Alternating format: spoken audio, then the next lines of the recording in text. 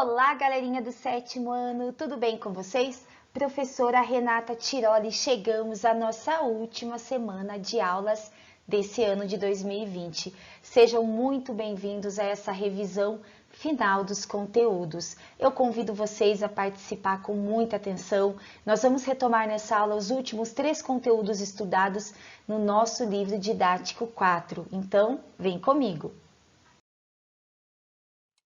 Voltando um pouquinho no tempo, nós vamos rever os capítulos 11 e 12 do nosso livro didático. Isso mesmo. Mas do que falavam esses capítulos? Os capítulos 11 e 12 falavam de volume, probabilidades e leitura e interpretação de gráficos, que nós estudamos aí alguns tipos de gráficos. Vamos começar nossa revisão? Vamos lá então! Nós aprendemos que volume é o espaço ocupado por um corpo. Isso mesmo, quanto maior o espaço ocupado por um corpo, maior é o seu volume. Olha os exemplos que eu trouxe aí para vocês. Um pacote de 1 kg de arroz e uma quantidade de algodão que corresponde a 500 gramas de massa. Percebam que a massa do pacote de arroz é maior do que a massa de todo esse algodão junto. Porém, o espaço ocupado por essa quantidade de algodão é maior que o espaço ocupado pelo pacote de arroz. Portanto, o volume do algodão é maior que o volume do pacote de arroz. Outro exemplo é o nosso balão, a bexiga, o balão de festa. Nós temos aí a imagem de um balão vazio. O espaço ocupado por esse balão, essa bexiga vazia, é o seu volume. Quando nós inserimos gás dentro desse balão, dessa bexiga, o espaço ocupado por ela aumenta, aumentando também proporcionalmente o seu volume. Nós aprendemos que para calcular o volume de qualquer figura, ela deve ter 3 dimensões, ela deve ser um sólido geométrico. E aprendemos também que para determinar o volume de um paralelepípedo ou bloco retangular, que é um prisma, basta nós multiplicarmos as 3 dimensões. Comprimento, largura e altura, tanto faz a ordem. Normalmente, nós representamos o comprimento, a largura e a altura pelas letras A, B e C. Lembrar também que quando você for calcular o volume, todas essas dimensões devem estar na mesma unidade de medida. O que isso quer dizer? Tudo em metros, tudo em milímetros, tudo em decímetros, tudo em centímetros. O importante é que todas as dimensões estejam na mesma unidade de medida. Mas nós vimos também que uma outra maneira de calcular o volume de um paralelepípedo é efetuando o produto entre a área da base e a altura desse prisma. É uma segunda maneira que a gente tem aí para calcular o volume de um bloco retangular. Aprendemos também nessas aulas que nós podemos calcular o volume de qualquer prisma multiplicando a área da base, como a gente viu no slide anterior, pela altura. Lembrando que o prisma ele é um sólido geométrico. Qual é a característica do sólido geométrico prisma? Ele possui 2 bases, uma superior e uma inferior. Essas bases podem ter formatos polígonos diferenciados e é através da base que nós classificamos e damos nome ao prisma. As faces laterais podem ser retangulares ou paralelogramos. Então, esse prisma que vocês têm aí na tela é um prisma triangular, porque as suas bases são triângulos. Aqui nós temos um prisma quadrangular, bases quadriláteros. Na sequência, prisma de base pentagonal. E para fechar, mais um exemplo, prisma de base hexagonal. Como para calcular o volume de um prisma nós multiplicamos a área da base pela altura do prisma, lembrar que a altura é sempre um segmento perpendicular à base. O que isso quer dizer? Forma um ângulo de 90 graus e que você vai calcular a área da base de acordo com o polígono que você encontrar nesse prisma nas bases. Molezinha, né, galera? Bom, já que nós usamos o cálculo de área da base de diversos polígonos, vamos retomar alguns bem importantes que nós já estudamos anteriormente. Como é que nós calculamos a área de um retângulo de um paralelogramo? Base vezes altura. Olha lá, galerinha. Já, para nós calcularmos a área de um quadrado e de um triângulo, o quadrado é lado vezes o lado, ou lado ao quadrado. Já o triângulo é base vezes altura tudo isso dividido por 2. Lembraram? Para fechar essa revisão sobre o capítulo 11, nós vamos falar um pouquinho das unidades de medida de volume e capacidade. Galerinha, nós vimos que o volume é o espaço ocupado por um corpo.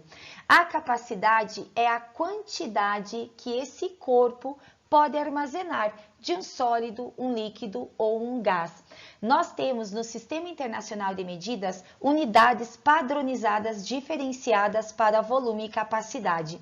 Para o volume nós temos metro cúbico, decímetro cúbico, centímetro cúbico, milímetro cúbico e ainda os múltiplos do metro cúbico. Já para a capacidade nós usamos o litro, decilitro, centilitro e mililitro.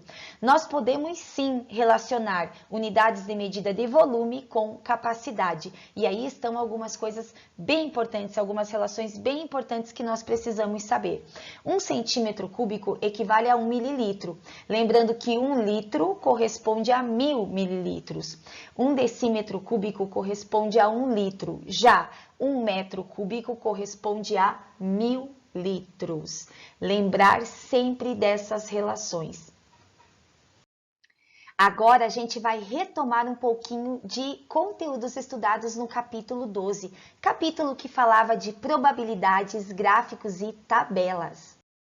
Noções de probabilidades. Vamos lembrar então algumas coisas bem importantes que nós já estudamos. Dentro do campo de probabilidades, que são possibilidades, nós temos experimentos aleatórios. São aqueles fenômenos que apresentam resultados imprevisíveis quando repetidos várias ou infinitas vezes. Nós não podemos prever.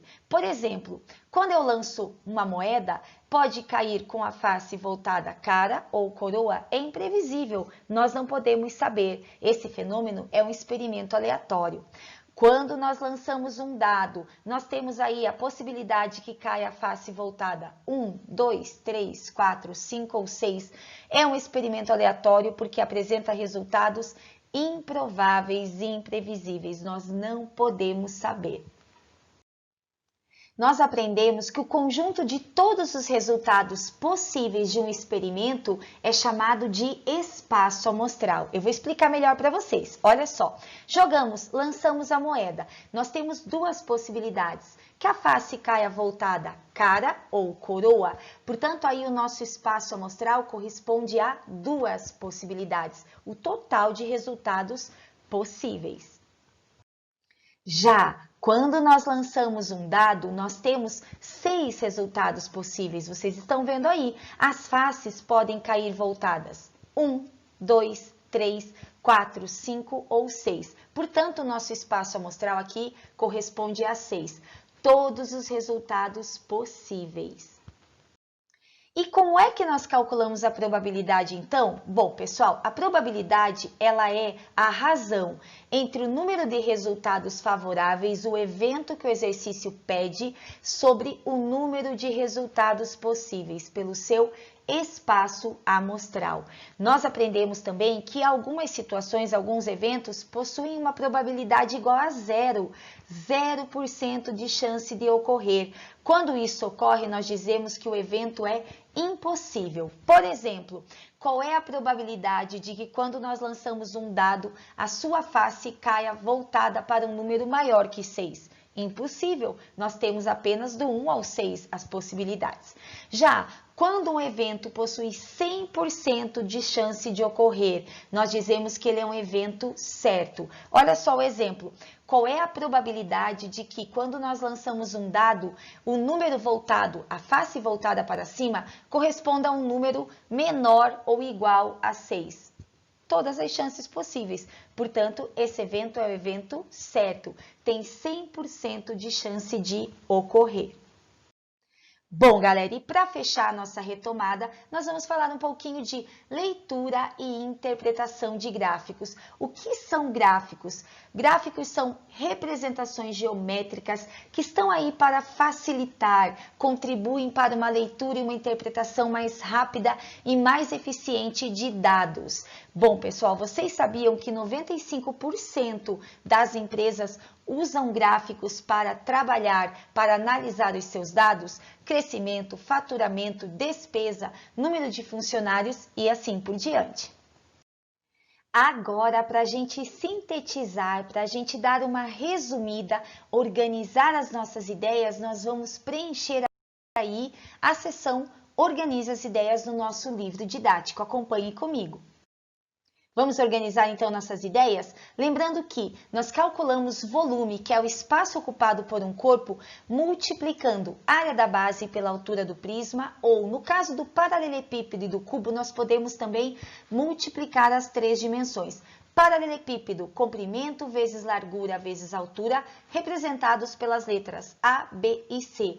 Cubo, aresta ao cubo. Por quê? Porque tem faces quadradas, todas as faces possuem lados congruentes com a mesma medida. Aresta vezes aresta ou aresta ao cubo. Já para um prisma qualquer, área da base vezes a altura do prisma.